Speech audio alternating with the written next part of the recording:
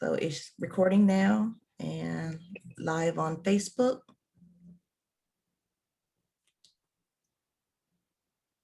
It says loading. I didn't even know you could do that. Go from Zoom to be live on Facebook at the same time. Yeah. That's why you're the expert. See, share in a group.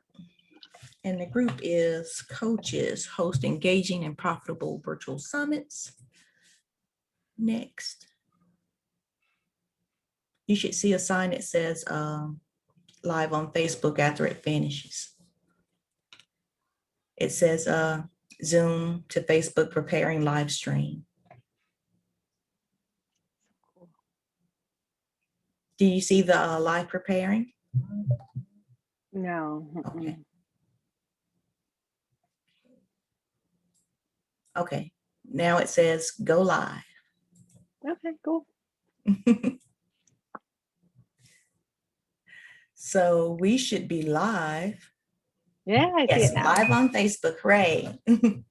Hello, I am here with Lisa, and Lisa has ran 22 Zoom meetings, and she's learned a lot about promoting. And I want to know what you've learned from promoting, Lisa. Oh my goodness. Yes, well, it was about last year this time, right, when everything shut down in mid-March. And I just wanted to show up for my clients in a bigger, better way that they felt supported and connected. So I started reaching out to everybody just one-on-one, sending messages, audio, texts is one of my favorite things to do with clients. And then I thought, how could I get everyone together just to create community? So that was my first live Zoom session. I called it Coffee and Coaching, and I hosted it on, I think it was Thursdays at noon, my time, and just invited everybody to come and listen and talk and share. I would host with a topic in mind. I think the first one was called The Power of Intention, just to set an intention for your day now that the world had turned upside down. And I had over, I think that time, 160 people sign up. Wow. And then, yeah, I was like, I think everybody was so like, oh my gosh, what's happening? So then the next week I was like, I should just do this again. And I created, half hour of things to talk about or share or teach about as it relates to my business. I am a creative mindset coach and a personal branding coach for executives and entrepreneurs. So the next session was about building a personal strategy and how to, now that people who didn't used to work from home were at home, how is it going to work for you with your kids? And so again, sharing from that place. So needless to say, I started sharing every week. And I hosted these live free Zoom sessions. Then eventually I was like, hey, what if I actually turn this into a group program? So then about a month or two later, I hosted my first group coaching program that I promoted through these coffee and coaching sessions. And I called it Your Power Pack. And that filled up, which was great. And then I hosted another group coaching program called the Be Bright Masterclass, and then the Be Bright Mastermind. And so things just started moving forward. And because I had created this online platform where I was connecting to my community each and every week live, they kept showing up, they kept coming, and it worked. And there was lots of ins and outs with what worked and what didn't work. And I was really flying by the seat of my pants. And Erica, I know that you are an expert in how these virtual summits can work and flow. So I am actually excited to learn from you more about how maybe I could have done that better. But it did work out really well for me and my business. It was my most profitable year yet. But it was a whole lot of work. It was a total restructure of going from one-on-one clients and the type of connection and personal relationships you need to build to create and generate one-on-one clients versus talking to a larger group, and building community and bringing people into group coaching programs. So that's kind of how 2020 broke down for me. And then I counted it up in December. I had hosted some live programs with groups like the American Marketing Association. There's a group called AI Women. Another tech group that has a women in leadership program within their company. So it started to pick up and gain attention. And so those types of programs I got compensated for, which was great. And it definitely was a full-on learning experience all throughout 2020, which my guess is that it was for a lot of people, particularly coaches and consultants. I really like that you saw that things were going slow and you picked up the phone or you put out posts and said, hey, let's all hop on Zoom. I like that you did it weekly. I like that you reached out to other companies for partnerships. That's great.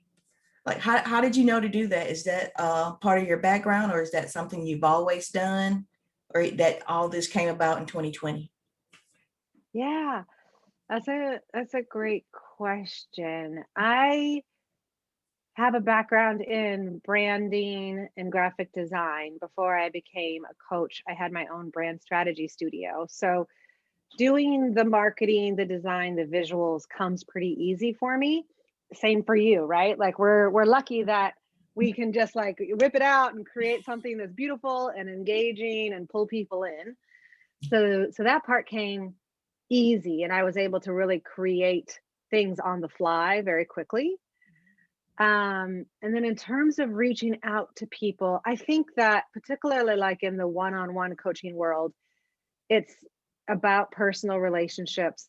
And although people don't call each other as much, I know I certainly don't answer my phone as much as I used to unless I know who it is who's calling. But if it's your coach calling you, it's because they want to connect. And so I would just make a list of all the previous clients that I had worked with in maybe 2019, 2018, and I called them just to check in and see how they were doing and connect. So I think I really put connection at the forefront. And I do, and my guess is other people do too, get better results from direct connection versus sending an email. Because I know if somebody sends me an email at like 8 a.m. in the morning and I'm in sessions all day long, and then I've got my kids, and then I'm making dinner, and then I don't get to their email, it's like it's off my first page on my Gmail. I don't see it. So starting to generate ways that you can connect with clients in a deeper, more personal way. And I would schedule time for it too on my calendar. I think that and I always share this with my clients when a lot of my executive clients are actually moving into an entrepreneurial space. And so we're working together to create that entrepreneurial mindset. And then how do they move their personal brand or business brand out into the world? But there's a big difference between working in your business, working with clients, doing accounting, etc., versus working on your business, which is marketing time, creative time, brainstorming time, doing that design work, doing things like this. Yes. Where you're not getting the immediate ROI, you're not getting quote unquote paid for your time, but you're really planting the seeds for the long game. And so I think that's a really great place to notice is how much time are you spending in your business versus working on your business. Yeah. That's nice to hear from a fellow graphic designers. I worked with other graphic designers before, trying to get them to move from being a freelancer to a business owner. And I was going to host another summit about moving from business owner to agency owner. It was a hard pivot for me. I ran monthly masterminds, and they repeatedly told me that they didn't want to be business owners. They just wanted the money that a business owner and an agency owner had. They didn't really want to do much work or hire. They didn't want to pay taxes. And all of this was like a shock to me. And my husband had to tell me that I can't have ambition for everyone. And I was like, I can't. Yeah, So right. I like that you're moving forward. Like, even if you're not doing branding and consulting for everyone, I like that you're moving forward and still going and still using your skills. Yeah. That's amazing. And that makes me feel good to know that another designer is doing more stuff. Yeah. And that's a really fun pivot. And even for your clients, like who are moving from a freelance to an agency position, like that's where the money is. Yeah. Right. That's growth. But um yeah, my big pivot came from when I was the brand strategy studio owner to letting those clients go and saying no so I could pursue coaching full time. And it was a pivot. And that happened like when I was maybe 39, 40.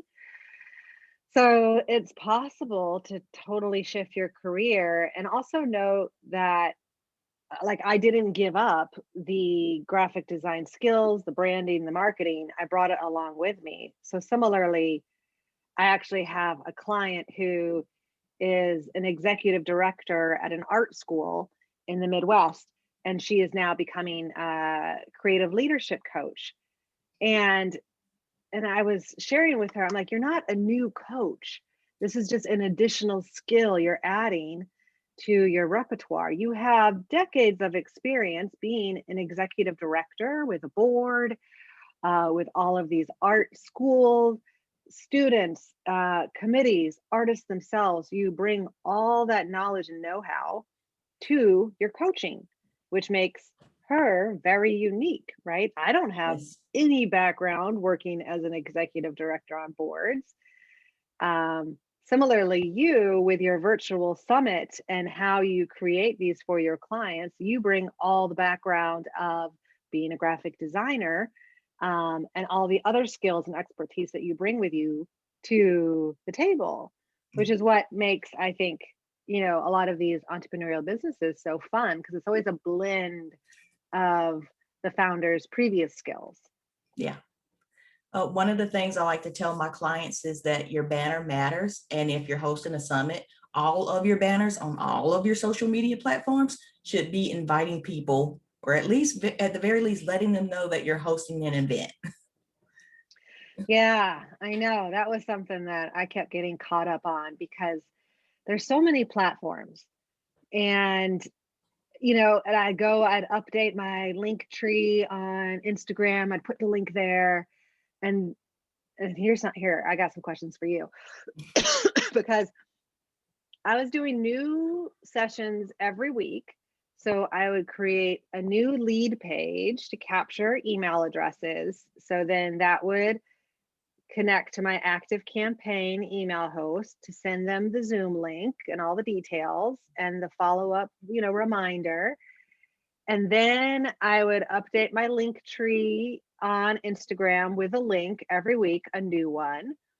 And then I'd go make posts on LinkedIn that would talk with my, LinkedIn voice. It's not very different than my Instagram voice. I might use some different graphics sometimes, but there was like all these moving pieces I was doing every week. And at one point, I even counted up like, how much money am I spending on lead pages, on active campaign, and all of the tech that I needed to bring together to host these. Mhm. So I'm curious, like in your experience, how can you simplify that process, I guess? So what I'm doing is I'm having everyone come to Facebook, to this group, Coaches Host Engaging in Profitable Virtual Summits.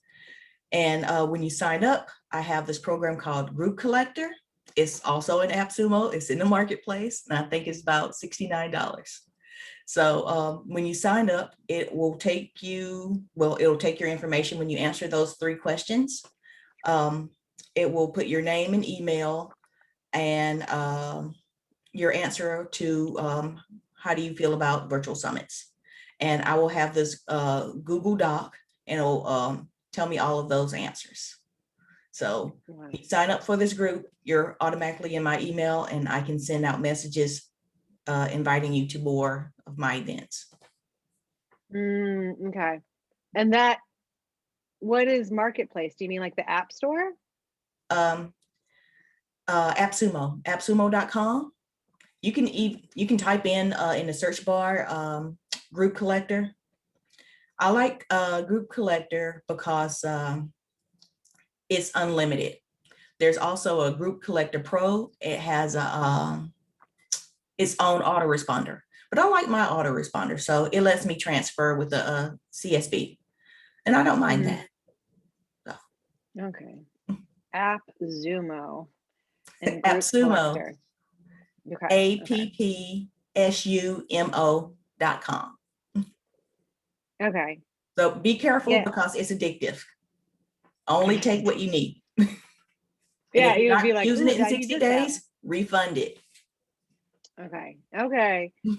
Yeah, because I was like, how can I simplify that process and not have to create a lead page every time? And AppSumo and group collector. Okay, cool. I do create a new Facebook event to create this. I haven't found a way to simplify that yet. And I do, every time I have a guest, I have a LinkedIn event page, and I put that guest on my LinkedIn event page. So those are the only 2 recurring things that I do. All right, maybe I'll do a LinkedIn event page. Because this year, after having done the 22 live Zoom sessions last year, I hired a virtual assistant who had a marketing background to help, because what I found was all those tech details and making sure everybody had their Zoom link and got their reminder an hour before it went live, and the follow-up workbook or whatever it was.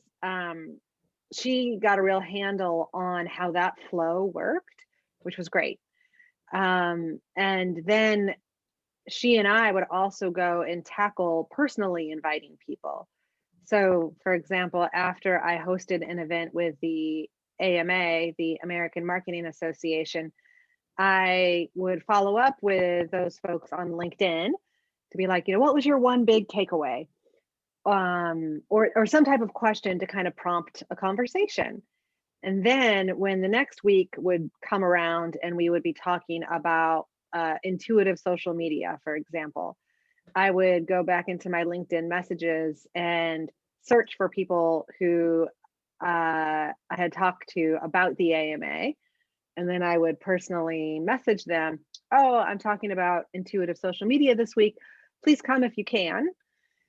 So it was a lot of manual work and manual connection, which worked, but it does take time. And yeah, and so eventually it kind of wore me out.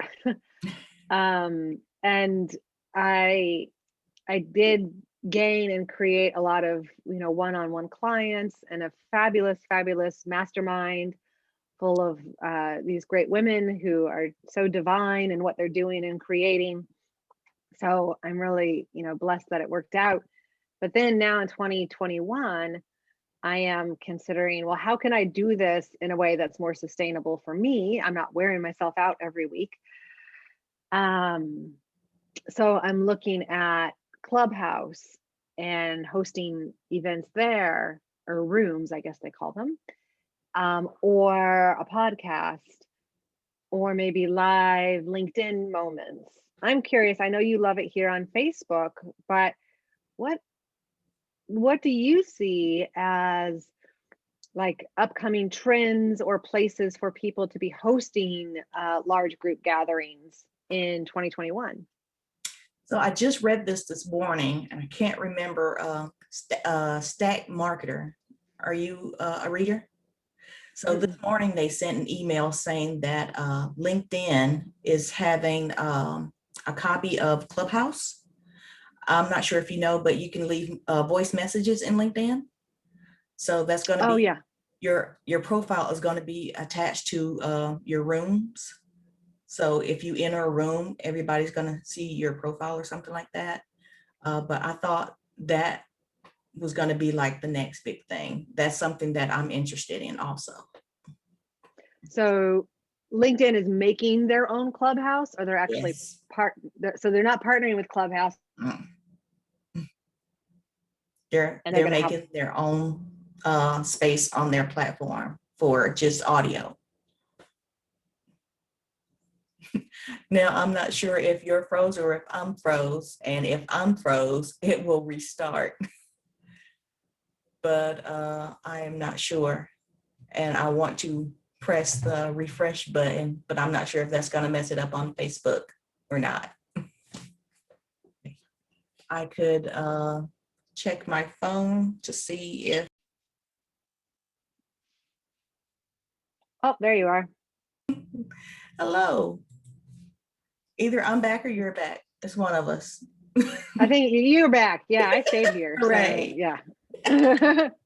I've never had it restart this early before. Oh, I really yeah. should Oh, get well. able to connect to my router. I know, I did that. Yeah, just in case, or like when it starts to storm, I always turn it on. Yeah. So, LinkedIn having their own audio platform, I think that's going to be neat. Yeah, that's a good idea. Because then, I mean, I spend some time on LinkedIn, and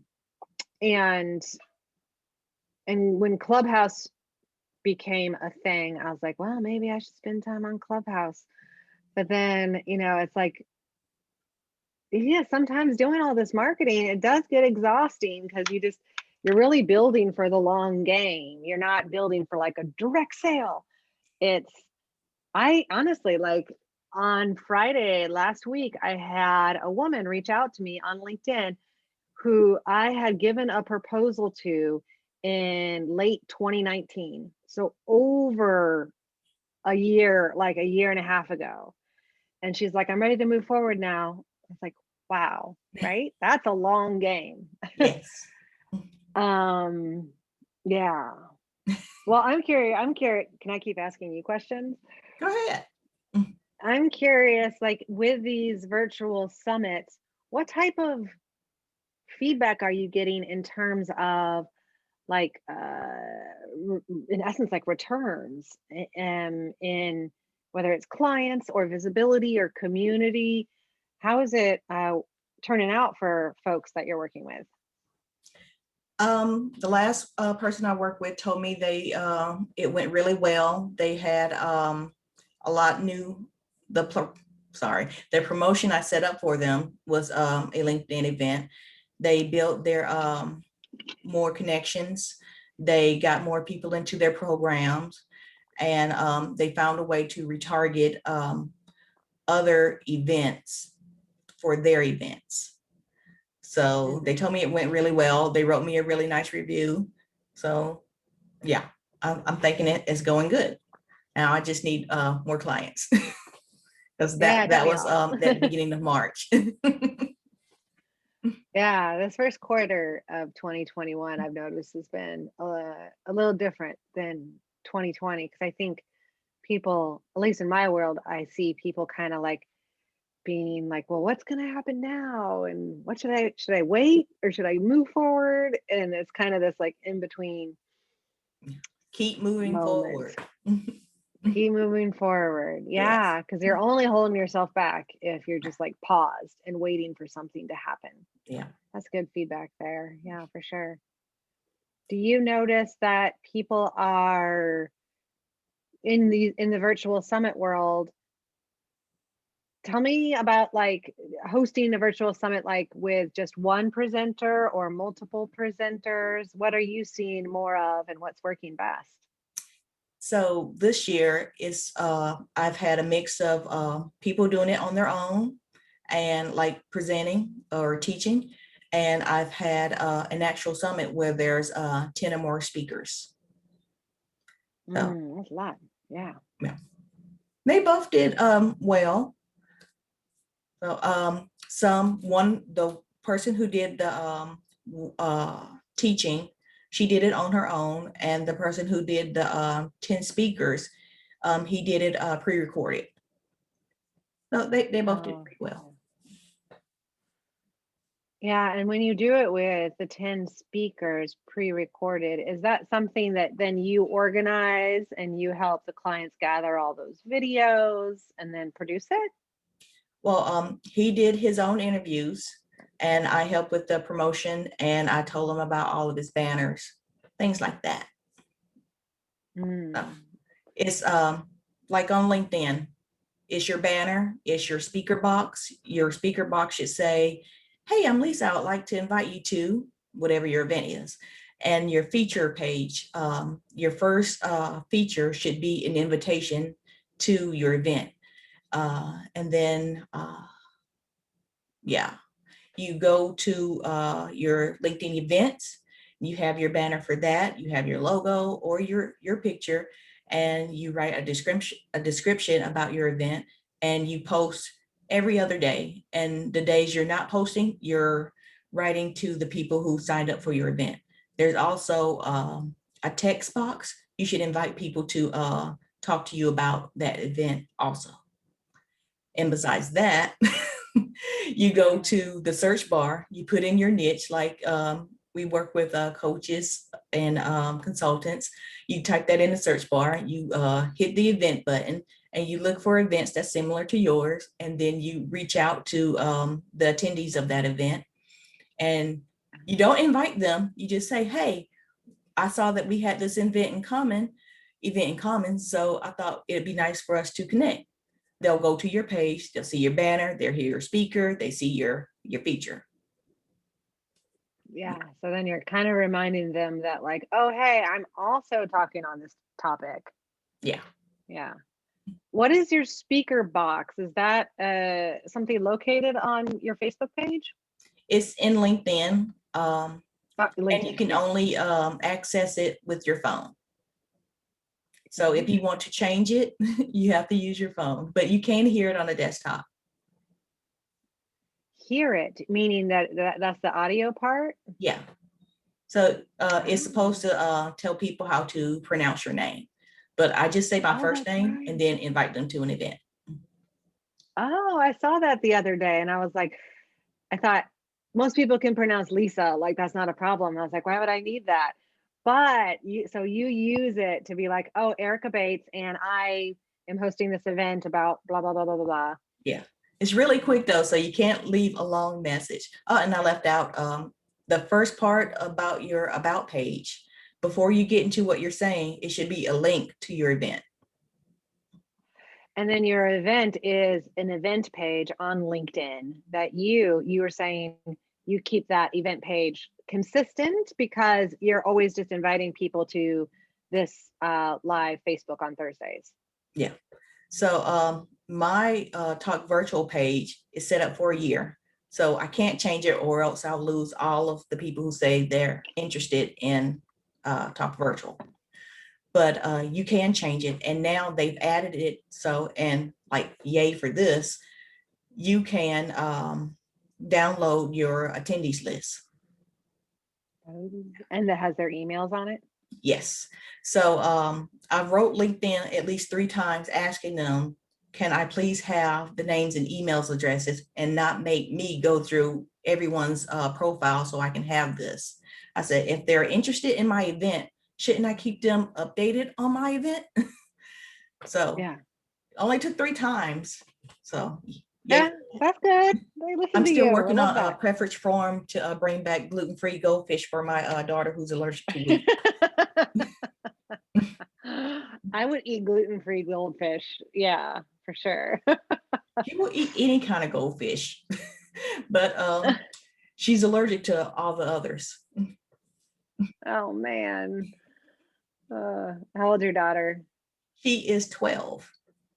Oh, she or he? She is 12. Her name is Maya. Oh, Yeah. oh. So is she in 6th grade then?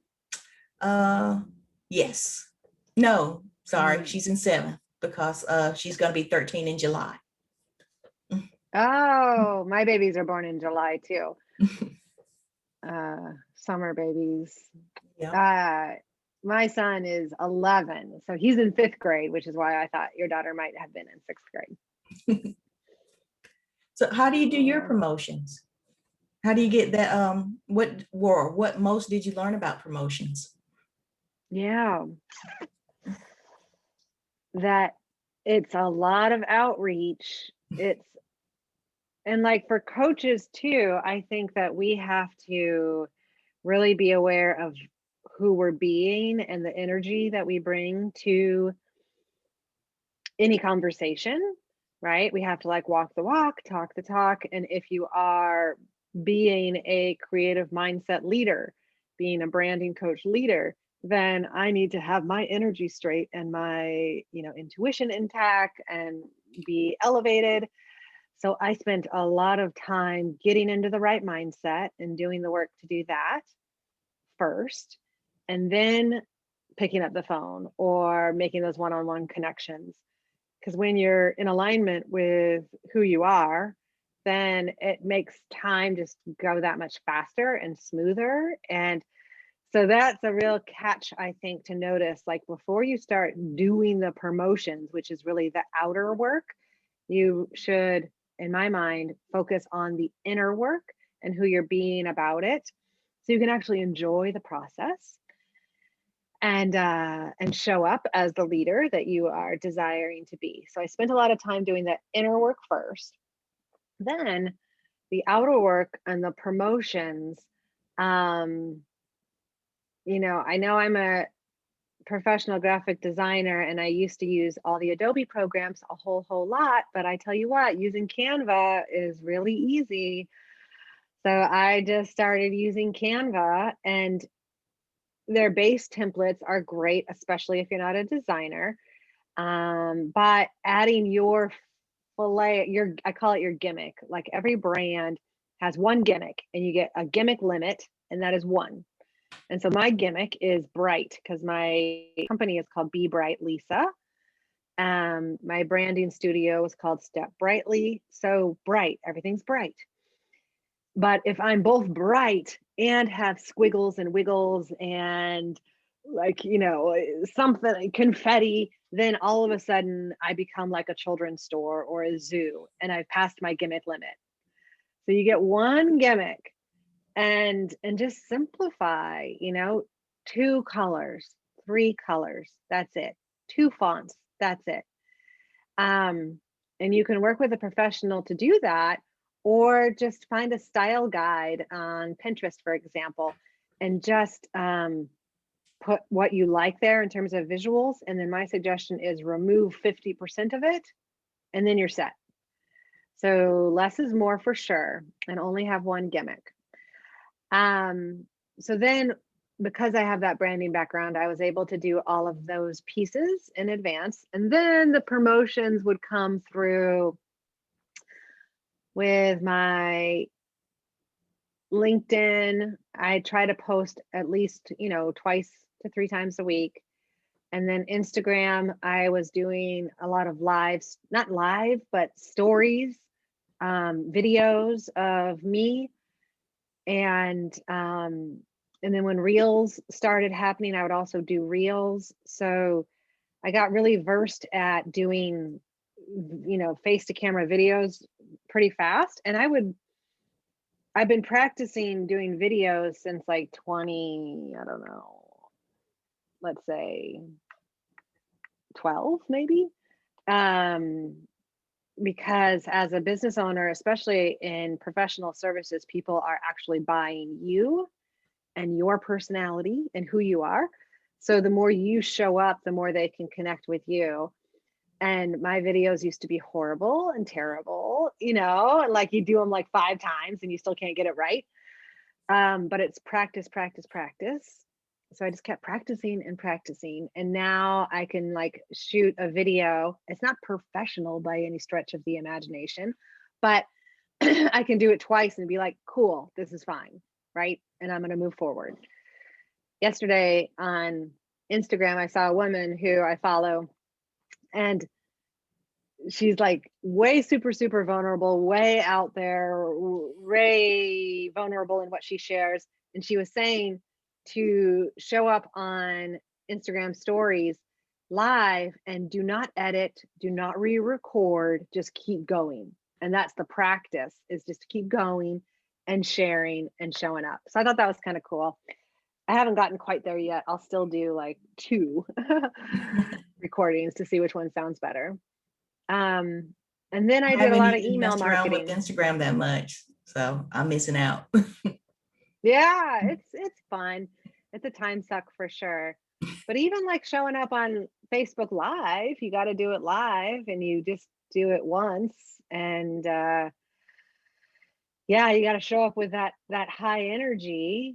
And I think mostly the promotions is really just like staying connected and then connecting again and then reminding them again and then sending another email. The last thing I'll say about that is I also follow Brendan Bouchard, who is Me too.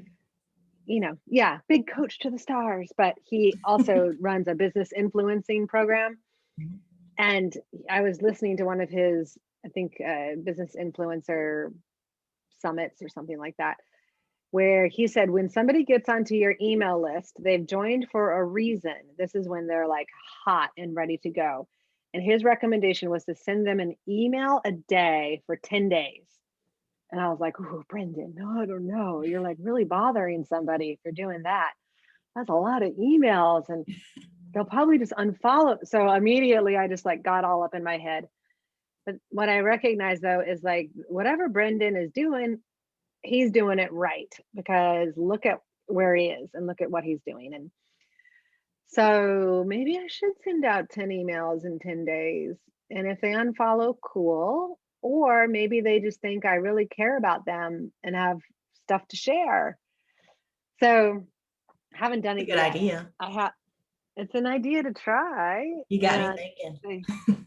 Yeah, if they unfollow, they unfollow. But maybe if you just keep it really short. Like right when you said that, I immediately thought my top 10 favorite things about Hey Summit, something like that. And I'm like, just really short. So yeah, I like that. Or even in like what you shared with your AppSumo, I didn't know about, and Group Collector, like just giving like a little tidbit moment where if somebody, I noticed this in branding a lot. Oftentimes my clients would come to me when their business is 3 to 5 years old because they had tried to DIY it up until that moment. And then they realize, oh my gosh, this is a huge time suck. I can't do this on my own. I need help.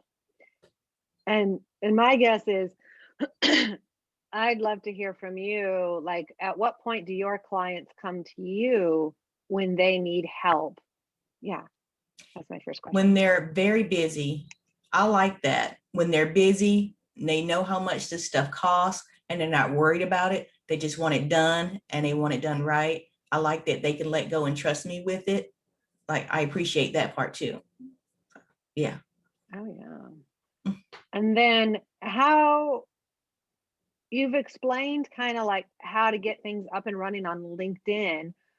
What other types of promotions or reminders do you suggest?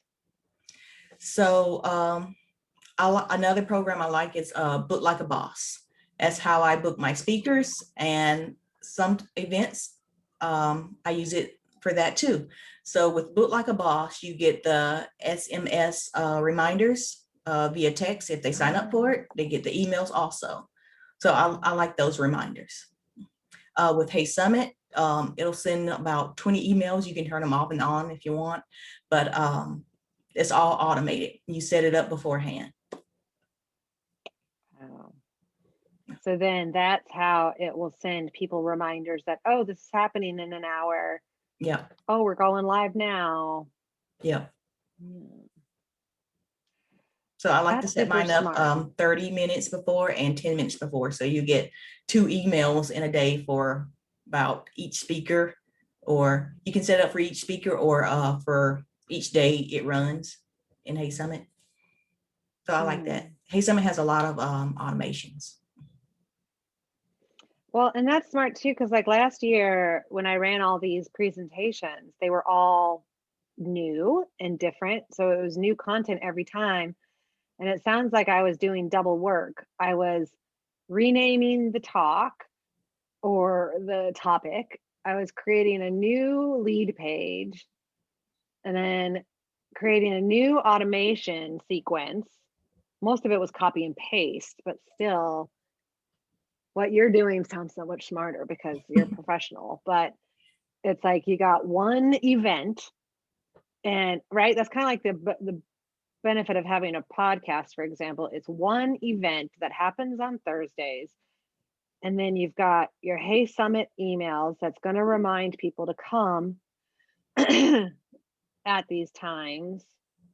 And it's all automated. You've got me thinking. Do you use a certain email provider or do you do any type of marketing through emails? I have Gist, it's getgist.com, and I also like Synfox. I haven't heard of either one of those. They're both Uh, AppSumo the, deals. I am addicted to AppSumo, so yeah. yeah, it sounds like it. Have you ever heard of Zapier? Zapier is kind of like a place where you can connect all of your apps together. Have That you was ever an used AppSumo that? deal that I missed. Oh, because you can get deals that way. Oh, okay. It didn't Yeah, because stay it seems long.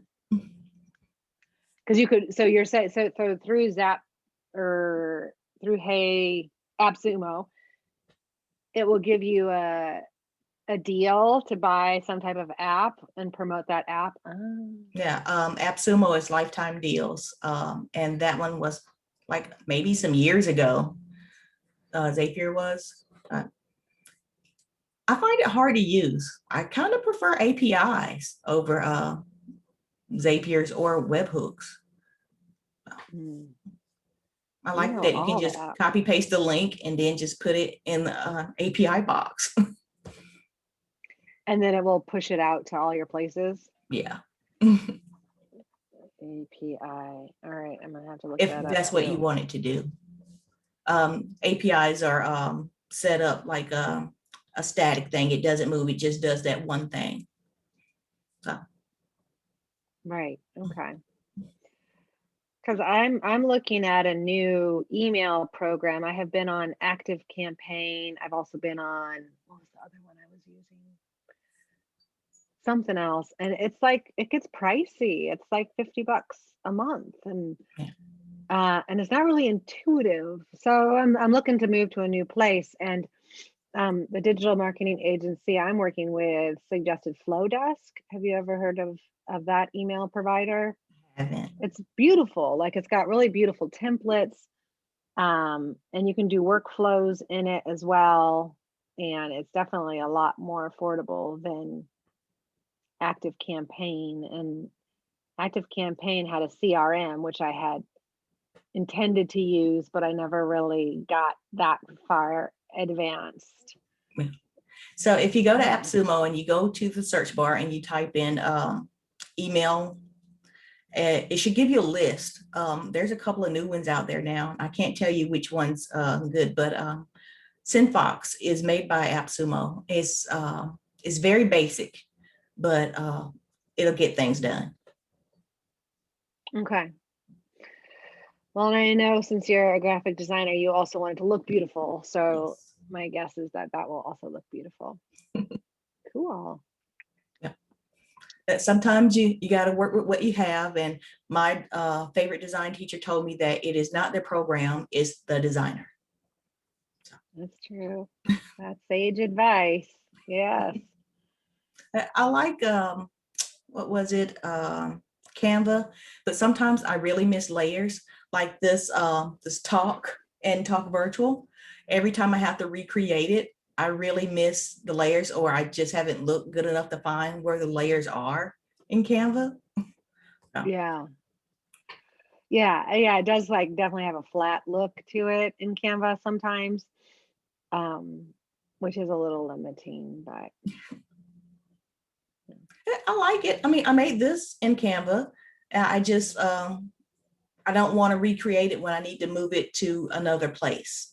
I want to have it fit in like I recently put it into YouTube, and I couldn't put this into YouTube. I had to rearrange it. So I had to recreate it, and I thought it'd be a lot easier if I can just drag it and stretch it out. yeah. But I couldn't do that, so I had to Right. recreate it. Or I Yeah. just don't Yeah. know how to use Canva. Yeah. Yeah. Even just like a copy paste into a new template within Canva. And yeah, you kind of have to, there's some workarounds that would be much simpler in Adobe, Photoshop, or InDesign. Yeah. But, you know, same thing, like Adobe, I have, and it's about what, 50, it's also $50 a month. And I find just to do these like quick turnarounds with design work, I just am going to Canva. So I'm using my Adobe products maybe once a week for some InDesign work I'm doing, but I'm like, is that worth $50 a month? Yeah. Hmm. So I didn't buy the CSS suit. I bought Elements because everything I could do in Photoshop, I could do in Elements. It's just they've renamed some of the tools, or they've put it in another tool behind it, and you got to click on it to expand it. Right. So it's $100, and no, it was $50, but I paid $100 so I could also get Premiere. So Got it. Photoshop and Premiere are both elements of the standard version. And there's no And reoccurring payment, but it's the same tools. I use Illustrator and InDesign also, so I'd have to, yeah. Yeah, I'd rather drag out my guides, and I know you're not supposed to put text in Photoshop, but I do it. Just as long as it doesn't pixelate, you're fine. Or rasterize, yeah. I did my aunt's wedding programs in Photoshop, and it rasterized pretty bad, and I was horrified. Oh I no. was so sad. Oh And no. yeah. And she's like, what are you talking about? I was like, you see these little jagged edges? She's like, nobody notices that but you. Oh, like, somebody else is going to point this out. Yeah, you're like, no, this screams, this ruins it. That's It hurt my hilarious. I feelings. feel you. I hear you. I hear you on that one. Yeah. Okay. Are you planning on running any other online events or summits even this year? Yeah. Well, I am hosting I'm calling it the Be Bright Virtual Retreat on on April 17th, which is a Saturday morning. We're going to meet for an hour, and we're going to go through your clear vision statement. So really getting clear on what it is you want to create and by when, and who do you need to be in order to do that. And then Sunday, all the attendees are going to have a digital workbook and journal to do on their own.